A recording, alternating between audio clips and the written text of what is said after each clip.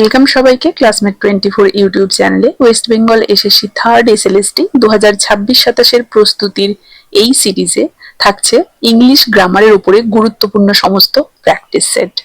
আশা করছি SSC SLST 2026-27 প্রস্তুতি সবাই শুরু করে দিয়েছো। যদি না করে থাকো অবশ্যই শুরু করে দাও, বেশি দেরি করো না, কারণ কমিশন এবং গভর্নমেন্ট যতই দেরি করুক না কেন তোমরা আগে থেকে প্রিপারেশন নিয়ে রাখো, তাহলে এক্সাম যে কোনো মুহূর্তে হলে কিন্তু তাতেও তোমাদের অসুবিধে নেই, বা দেরি করলেও তোমরা যথেষ্ট নিজেদেরকে প্রিপেয়ার করার একটা টাইম পাবে। তাই যারাই আগামী দিনে এসএসসিতে বসতে চলেছো তাদের প্রত্যেকের জন্য থাকছে এই সিরিজে গ্রামারের উপরে সমস্ত গুরুত্বপূর্ণ এমসিকিউ নিয়ে বিভিন্ন প্র্যাকটিস সেট। তাই যারা এই নতুন, দয়া করে চ্যানেলটা সাবস্ক্রাইব করে দেবে এবং চ্যানেলটা ফলো করে বেল আইকনটা প্রেস করতে ভুলবে না, তাহলে পরবর্তী প্রত্যেকটি ক্লাসের নোটিফিকেশন সহজেই তোমাদের কাছে পৌঁছে যাবে। আমরা 2025-এও এসএসসির ক্ষেত্রে বিভিন্ন প্র্যাকটিস সেট নিয়ে আলোচনা করেছিলাম। এই সিরিজে আমরা 26-এর প্রস্তুতির জন্য বিভিন্ন গুরুত্বপূর্ণ প্র্যাকটিস সেট নিয়ে আসবো। এই সমস্ত ইউটিউবের ফ্রি ক্লাসগুলোর পাশাপাশি গ্রামারের উপরে এবং টেক্সটের উপরে এসএলএসটি 2026-27 মানে থার্ড এসএলএসটির প্রস্তুতির উদ্দেশ্যে ইংলিশ বিষয়ে তোমরা সমস্ত গুরুত্বপূর্ণ ক্লাসেস পেয়ে যাবে আমার পেইড মেম্বারশিপ গ্রুপে। পেইড মেম্বারশিপ গ্রুপের লিংক আমি এই ভিডিওর ডেসক্রিপশন বক্সে দিয়ে রাখছি, যেখানে খুবই স্বল্প মূল্যে মান্থলি তোমরা কিন্তু বিভিন্ন গুরুত্বপূর্ণ ক্লাসেস পেয়ে যাবে। প্রত্যেকটা টেক্সটের ওপরে line by line in detail ডিসকাশনের ক্লাস পেয়ে যাবে, ওয়ান লাইনারের ক্লাস পেয়ে যাবে, এবং বিভিন্ন গুরুত্বপূর্ণ এমসিকিউ সহ টেক্সট বেসড এবং গ্রামার ব্যাচে তোমরা গ্রামার বেসড সমস্ত এমসিকিউজ বা প্র্যাকটিস সেটের ক্লাস পেয়ে যাবে। তাই যারাই আগামী দিনে নিজেদের একটা করে সেট সিকিউর করে নিতে চাইলে তোমরা এই সমস্ত মেম্বারশিপ ব্যাচগুলোতে যুক্ত হয়ে যেতে পারো। এছাড়াও থার্ড এসএলএসটি 2026-27 প্রস্তুতির জন্য তোমরা ইংলিশের উপরে full syllabus based notes, one liners এবং এমসিকিউ সহ প্র্যাকটিস সেট পেতে হলে সরাসরি ডেসক্রিপশন বক্সে দেওয়া আমার এই হোয়াটসঅ্যাপ নাম্বারে কন্ট্যাক্ট করতে পারো। আশা করছি তোমাদের আগামী পরীক্ষার কথা মাথায় রেখে বানানো প্রত্যেকটি টেক্সট, গ্রামার ইত্যাদি সমস্ত বিষয়ের সম্পূর্ণ সিলেবাসের উপরে এই সমস্ত নোটসগুলো আগামী পরীক্ষার ক্ষেত্রে তোমাদেরকে ভীষণই সাহায্য করবে। এবং যারা মেম্বারশিপ গ্রুপে যুক্ত তারা একটা বিশেষ কোড অ্যাপ্লাই করে কিন্তু খুবই স্বল্প মূল্যে ইংলিশের এই ফুল সিলেবাস বেসড নোটস গুলো পারচেস করতে পারো। পাশাপাশি আজকের ক্লাসের এই পিডিএফটি যদি পেতে চাও, বা যে কোনো ধরনের যদি প্রশ্ন থাকে, তোমরা যদি সরাসরি আমার সাথে কথা বলতে চাও, সরাসরি আমার টেলিগ্রাম গ্রুপটা ফলো করে নিতে পারো, বা আমার হোয়াটসঅ্যাপ চ্যানেলটাও ফলো করে নিতে পারো। টেলিগ্রাম গ্রুপের লিংক এবং হোয়াটসঅ্যাপ চ্যানেলের লিংক দুটোই আমি এই ভিডিও ডেসক্রিপশন বক্সে উল্লেখ করে দিচ্ছি। তো ফিরে আসছি আজকের আলোচনাতে। আজকের ক্লাসে ইংলিশ গ্রামারের উপরে গুরুত্বপূর্ণ বেশ কিছু এমসিকিউস নিয়ে থাকছে প্র্যাকটিস সেট 1। তো দেখো আজকের ক্লাসের প্রথম কোয়েশ্চেনে চলে যাচ্ছি। তাহলে কি বলা হয়েছে? Neither money nor power dash needed to get selected for the Olympics.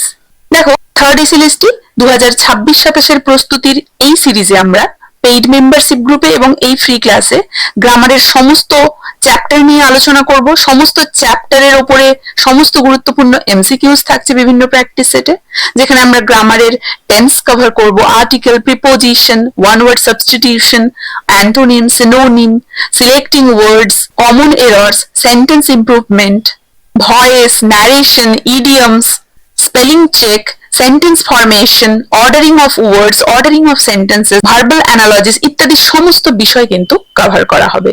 তাই অবশ্যই চ্যানেলটা ফলো করে নিতে কেউ ভুলবে না। তো দেখো কোয়েশ্চেনটা কি ছিল? Neither money nor power dash needed to get selected for the Olympics. Option ছিল আর, ওয়্যার, ইজ, ওয়াজ, তাই তো? তাহলে এখানে আমরা দেখতে পাচ্ছি যে নাইদার আছে আর নর আছে। নাইদার নরের রুলটা অ্যাপ্লাই হবে যখন দুটো সিঙ্গুলার বা প্লুরাল সাবজেক্ট নাইদার বা নর দিয়ে যুক্ত হয় বা আইদার অর দিয়ে যুক্ত হয়, তখন সেই যে ভার্ব, সেই সেন্টেন্সের সেই ভার্ব কি করে, তার সব থেকে কাছের যে সাবজেক্টটা হবে, নিকটবর্তী যে কর্তাটা হবে, সেটা অনুযায়ী কিন্তু নির্ধারিত হয়ে বসবে। তাহলে এখানে দেখো নাইদার মানি নর পাওয়ার, দুটো সাবজেক্ট রয়েছে, তাই তো? তাহলে মানি আর পাওয়ার এই দুটো সাবজেক্ট আমরা পেয়ে যাচ্ছি, কিন্তু ড্যাশটা কোথায় রয়েছে? পাওয়ার সাবজেক্টের ঠিক পরে, তাই না? শূন্যস্থানের ঠিক আগে যে সাবজেক্টটা সেটা হচ্ছে পাওয়ার। তাহলে পাওয়ার আনকাউন্টেবল নাউন, তাই না? অগণনযোগ্য বিশেষ্য, যেটা আনকাউন্টেবল নাউন, যেটা ব্যাকরণে যখন আমরা ব্যবহার করব তখন সেটাকে আমরা সিঙ্গুলার নাউন হিসেবে ইউজ করি, তাই না? সিঙ্গুলার নাউন হিসেবেই গণ্য হয় আনকাউন্টেবল নাউন। তাহলে যেহেতু পাওয়ার সিঙ্গুলার, তাই আমাদের ভাবটাকেও সিঙ্গুলার রাখতে হবে। বোঝা গেছে? তাহলে এখানে দেখো সেই অর্থে তো আর ভুল হয়ে যাচ্ছে, ওয়্যারও ভুল হয়ে যাচ্ছে, আর ওয়াজও ভুল হয়ে যাচ্ছে। ওয়াজ কেন ভুল? দেখো ওয়াজ যদিও সিঙ্গুলার কিন্তু পাস্ট টেন্সে আছে, তাই না? তাহলে এই বাক্যটা তো একটা চিরন্তন নিয়মের মতো অর্থ প্রকাশ করছে, সাধারণ সত্য যে অলিম্পিকে সুযোগ পেতে টাকা বা ক্ষমতা লাগে না, লাগে যোগ্যতা, তাই না? তাহলে এটা একটা নিত্য সত্য, সাধারণ সত্য, সাধারণ বিবৃতি যেটাকে বলে। এখানে পাস্ট টেন্সের কোনো দরকার নেই, পাস্ট টেন্সের বদলে প্রেজেন্ট টেন্স আমরা এই জায়গাতে ইউজ করি, তাই ওয়াজটা এখানে হবে না। তাহলে সঠিক উত্তর হয়ে যাবে কি? Option C, is. বোঝা গেছে? তাহলে neither money nor power is needed to get selected for the Olympics. আশা করি সবাই বুঝতে পেরেছো। Next, the manager announced that all the employees dash soon receive their bonuses. Option রয়েছে many, will, would, shall. দেখো আমরা মোডাল অক্সিলারি ভার্বের সঠিক ব্যবহার সম্পর্কিত একটা কোয়েশ্চেন এখানে পেয়েছি। মানে এই কোয়েশ্চেনটা সিকোয়েন্স অফ টেন্স এবং মোডাল অক্সিলারি ভার্বের সঠিক ব্যবহার সংক্রান্ত। তো দেখো এক্ষেত্রে এই যে সেন্টেন্সটা, এটা ইনডাইরেক্ট স্পিচে রয়েছে, তাই না? দেখো the manager announced that, indirect স্পিচে রয়েছে। তাহলে যদি কোনো সেন্টেন্সের যে মেইন পার্ট বা রিপোর্টিং ভার্বটা পাস্টে থাকে, তবে কিন্তু তার পরবর্তী অংশ অর্থাৎ রিপোর্টিং স্পিচের যে ভার্ব সেটা পাস্ট টেন্সেই পরিবর্তিত হয়। তাহলে এখানে মূল ক্লজটা কোনটা? দ্য ম্যানেজার অ্যানাউন্সড, তাই না? তাহলে অ্যানাউন্সড এটা হচ্ছে পাস্ট, তাই তো? পাস্ট টেন্সে রয়েছে। এর ফলে এই যে ড্যাশ, এই ড্যাশে ভবিষ্যৎ বোঝাতে মূল ভাবনার যে উইল বা শ্যাল পরিবর্তিত হয়ে সেটারই একই রকম একটা পাস্ট ফর্ম বসবে, তাই না? তাহলে উইল বা শ্যাল এই দুটোর পাস্ট ফর্মটা ইউজ হবে, এই দুটো কিন্তু ইউজ হবে না। আর সেন্টেন্সের দিক থেকে বিচার করলে এখানে তো আর শ্যাল হচ্ছে না, নিয়ম অনুযায়ী উইল। তাহলে উইলের পাস্ট ফর্ম কি? উড, উড বসবে তাহলে, তাই না? অপশন সি হয়ে যাচ্ছে সঠিক উত্তর। মে হবে না, উইল হবে না, শ্যালও হবে না, কারণ মে তো প্রেজেন্ট টেন্সে রয়েছে মোডাল ভার্ব, যদি আমরা সেদিক থেকে বিচার করি। তাহলে দেখো প্রেজেন্ট টেন্সে তো আমরা বসবে না, প্রথমেই জেনে গেলাম, সেদিক থেকে বাদ দিতেই পারি। উইল তো বসবে না, প্রেজেন্টে রয়েছে, আর শ্যালও তাই। তাহলে উড হয়ে যাবে সঠিক উত্তর। নেক্সট দেখো, I would like dash information please. এখানে আবারও আমরা কাউন্টেবল আনকাউন্টেবল নিয়ম সংক্রান্ত একটা কোয়েশ্চেন পেলাম। I would like dash information. Option গুলো দেখো, an, some, piece, a piece.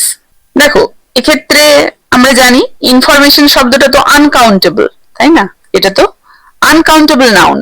তাহলে আনকাউন্টেবল কোনো নাউনের আগে তো সরাসরি কোনো সংখ্যা বা কোনো সিঙ্গল নির্দেশ করবে এমন কোনো আর্টিকেল বসানো যায় না, এ বা অ্যান, তাই না? আমরা বলতে পারি না যে অ্যান ইনফরমেশন। আর ইনফরমেশনকে কখনো আমরা ইনফরমেশনসও বলতে পারবো না, কারণ এগুলোর বহু বচনের কোনো রূপ হয় না।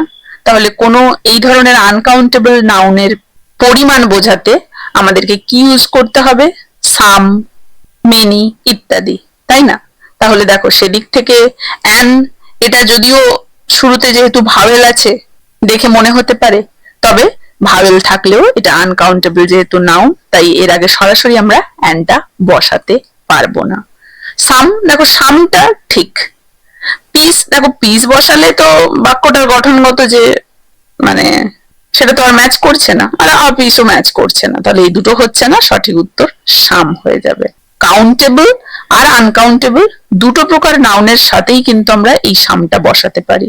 আর কোনো অ্যাফার্মেটিভ বা ইতিবাচক রিকোয়েস্ট জাতীয় সেন্টেন্সে পরিমাণ বোঝাতে আমরা আনকাউন্টেবল নাউনের আগে কিন্তু এই সাম সবসময় ইউজ করতে পারি। তাই এক্ষেত্রে I would like some information please এভাবে হবে কথাটা।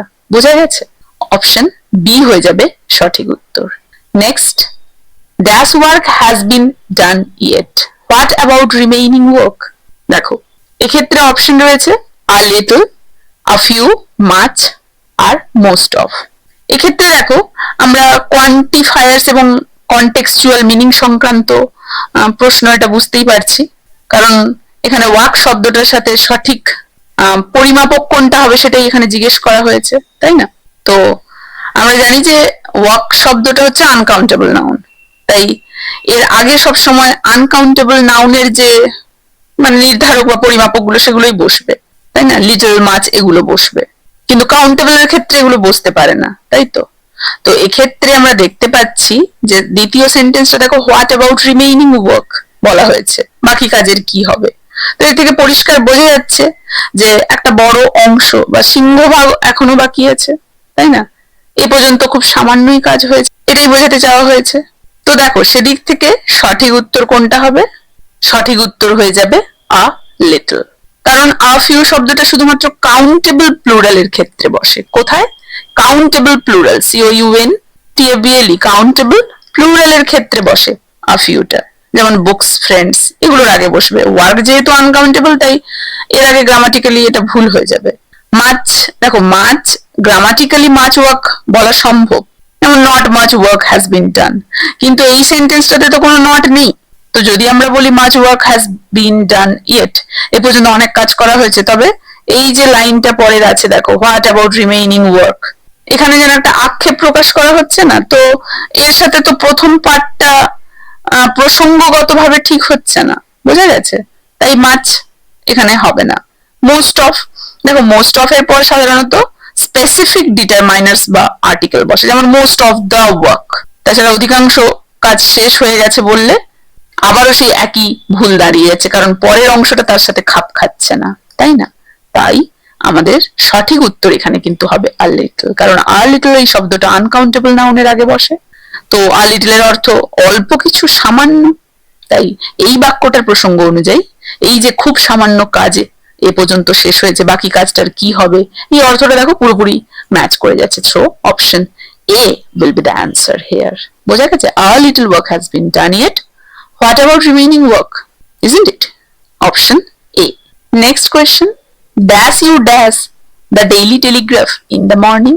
Do you read the Daily Telegraph in the morning? Will you read the Daily Telegraph in the morning?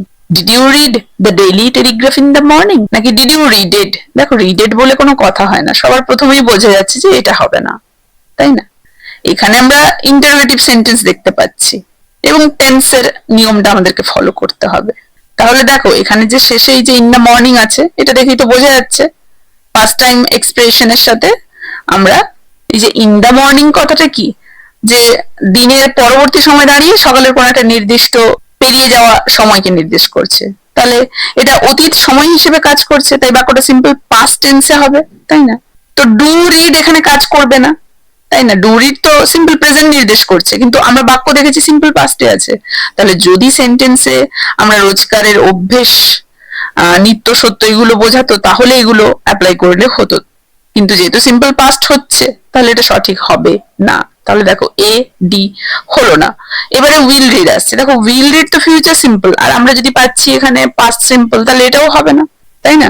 Will read future simple tense, ভবিষ্যৎকালকে নির্দেশ করে, তো আগামীকালের সকাল যদি বোঝাতো তাহলে টুমরো মর্নিং বলা হতো, কিন্তু সেটা না হয়ে এখানে ইন দ্য মর্নিং দিয়ে পেরিয়ে যাওয়া সময়টাকে বোঝানো হয়েছে, তাই এটাও কিন্তু হবে না। তো অপশন সি হয়ে যাচ্ছে তার মানে সঠিক উত্তর, কারণ দেখো রিডেড তো হবেই না, প্রথমে বলে দিয়েছি, তাই না? তো আমাদের নিয়ম অনুযায়ী কিন্তু এটাই হচ্ছে সিম্পল পাস্ট টেন্স, ডিড বসেছে এবং তার সাথে মিল রেখে রিডের যে বেস ফর্ম সেটা বসে গেছে, তাই সম্পূর্ণ দেখো এটা বসালে অর্থটা সঠিকভাবে প্রকাশিত হচ্ছে। Did you read the Daily Telegraph in the morning? বোঝা গেছে? Option C will be the answer here. Next question, we need to buy dash of furniture before the guests arrive.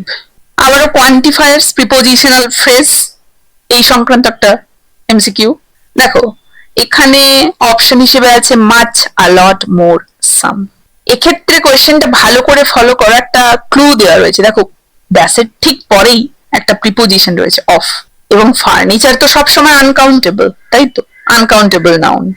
তো এখানে এই যে ড্যাশ আর অফ, এই দুটোর দ্বারা বোঝাই যাচ্ছে যে এখানে একটা ফ্রেজ তৈরি করতে হবে, ড্যাশ অফ।